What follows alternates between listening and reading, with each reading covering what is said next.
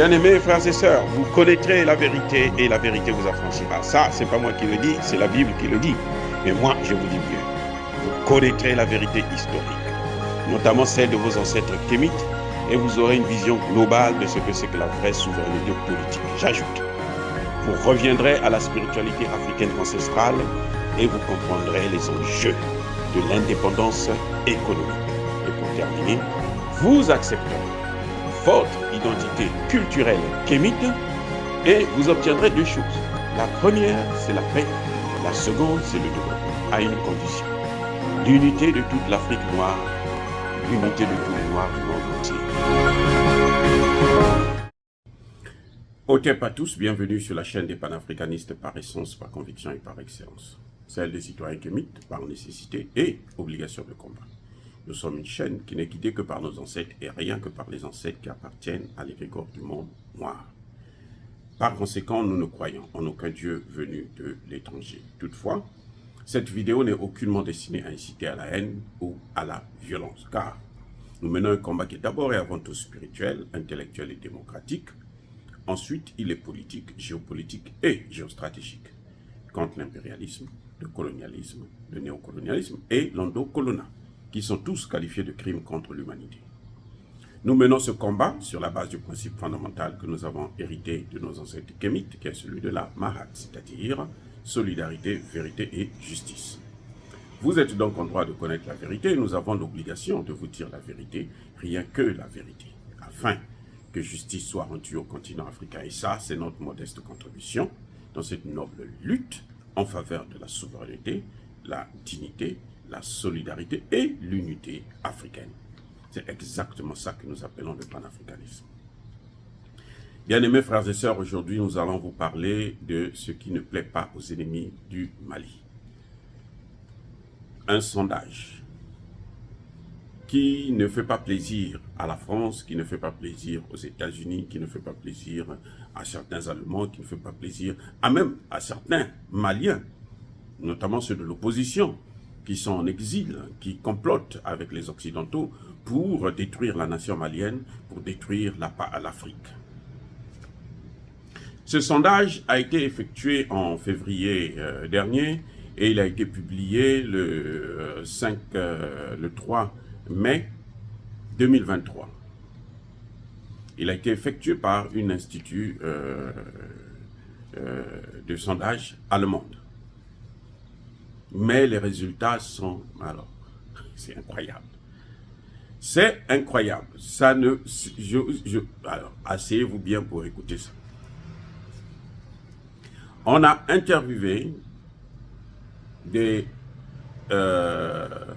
Maliens qui sont disséminés sur l'ensemble du territoire, c'est-à-dire au nord, au sud, au centre, et un peu partout, à Bamako. Et sur les Maliens qui ont été interrogés, 4 sur 5, 4 Maliens sur 5 estiment que la situation est en train de s'améliorer. 4 Maliens sur 5. C'est l'équivalent de 80% de Maliens qui croient, qui pensent, qui sont convaincus que, et qui voient d'ailleurs que la situation est en train de s'améliorer. Vous voyez, c'est incroyable. Le même sondage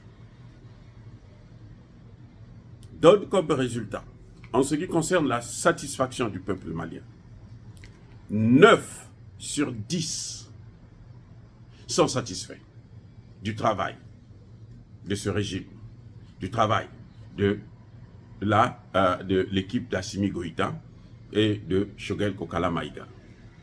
9 sur 10. C'est l'équivalent de 90%. Je répète, 90% des Maliens sont satisfaits du travail de cette équipe qui est en train de mener cette transition politico-militaire. Militaire parce que c'est un pays en guerre contre le terrorisme.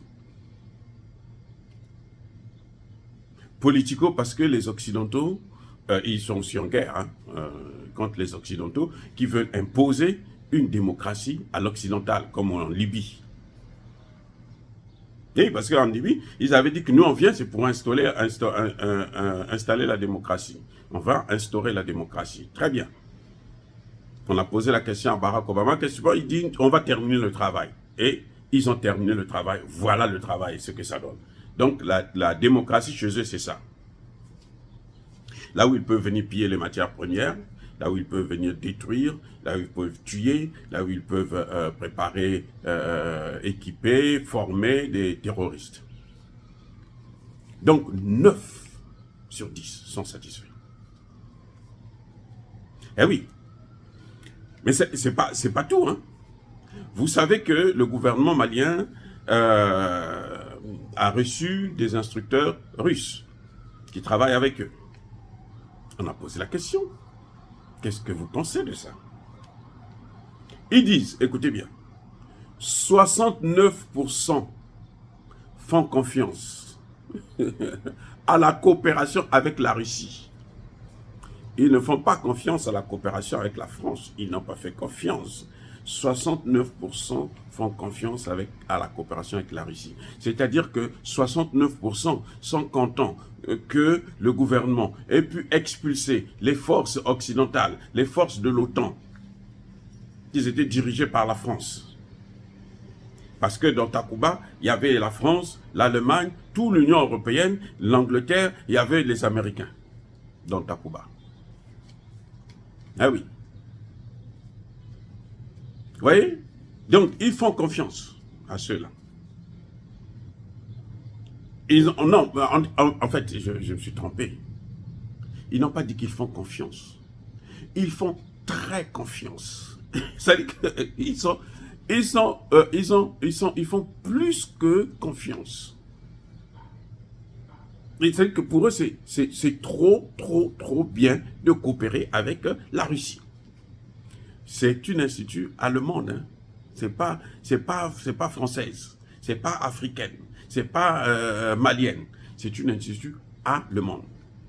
Vous savez que l'Allemagne est en train de faire partir ses soldats de la MINUSMA. Hein. Donc, l'institut devait... Hein, et comme c'est leur institution, ils ne sont pas contents, c'est vrai, mais ils devraient traficoter. Donc, s'ils disent la vraie réalité, là, ça va être terrible. Même vous n'allez pas croire. Y compris moi, on ne va pas croire. Donc voilà le résultat. Ils font trop confiance. Trop. Ceux qui font confiance tout court sont 22%. Donc ajoutez 22% plus 69%, ça vous fait combien? C'est presque 100%. Eh oui. Presque 100%, ça fait 80, combien là, 91% des Maliens qui sont satisfaits avec la coopération avec la Russie. S'ils sont à 80%, 91% satisfaits de la coopération avec les Russes, donc ils ne veulent pas entendre parler des Européens, puisqu'ils n'ont pas leur place. Ils ne veulent pas entendre parler. Ils ne veulent même pas entendre parler de la MINUSMA. C'est pour ça d'ailleurs que beaucoup, les Maliens sont en train de demander, pas beaucoup, c'est-à-dire que l'ensemble des Maliens demandent le départ de la MINUSMA. Ils demandent le départ de la MINUSMA parce qu'elle n'a rien foutu, elle ne fait rien, elle ne fera rien. En dehors de mettre des bâtons dans les roues, jeter des pots de banane au gouvernement avec des dossiers comme comment vous appelez ça, les droits de l'homme, ceci. Hein, parce que eux, ils aiment tellement les Maliens, tellement qu'ils ont, eux, amené le terrorisme. Qu'ils alimentent le terrorisme. Qu'ils forment les terroristes. Qu'ils équipent les terroristes. Qu'ils donnent des plans. Eh oui. Ce sont eux qui disent aux terroristes, voilà, il faut aller à tel endroit, il y aura des militaires là-bas, ils sont à tel nombre, voilà comment il faut les attaquer. Ce sont les Nations Unies, la MINUSMA, puisqu'ils travaillent avec les Français. Les Français sont accusés. Et les Français ne veulent pas. C'est-à-dire que ni la France, ni les États-Unis, ni l'Angleterre, personne ne veut entendre parler de la plainte du Mali aux Nations Unies. Parce qu'ils savent que non, ce sont eux qui sont en train de faire le boulot. Les sales besognes. Et si la France tombe, la France va tomber avec eux. C'est l'OTAN. Eh oui, le Mali est en guerre contre l'OTAN. Et l'OTAN pense que eux, c'est la communauté internationale. C'est faux, puisque la Russie ne fait pas partie de l'OTAN, la Chine ne fait pas partie de l'OTAN, et les autres pays africains, aucun pays africain ne fait partie de l'OTAN. Bref, voilà ce que pensent les Maliens. Et ça, c'est à l'intérieur.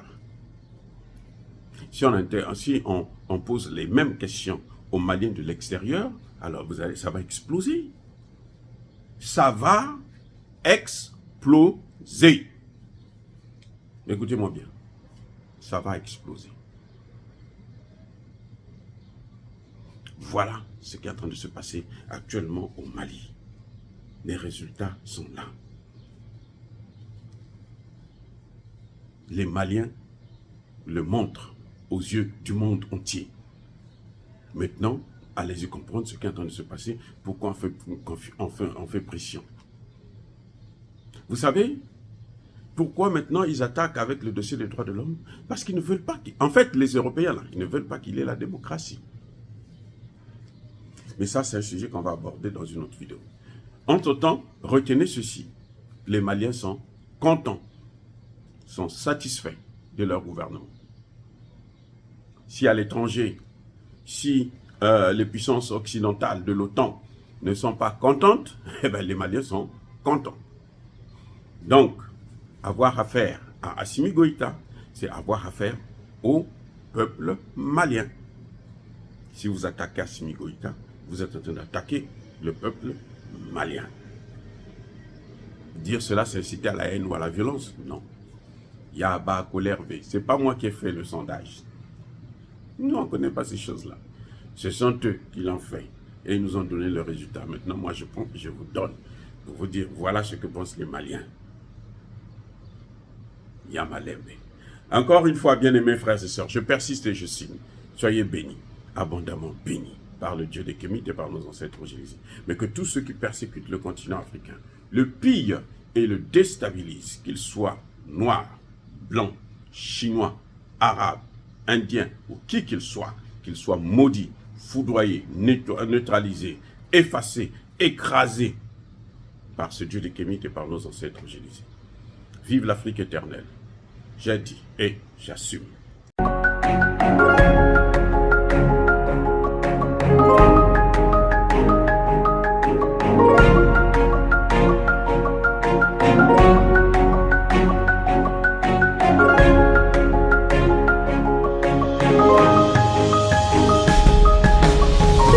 Eux, ils marchent par la foi et non par la vue.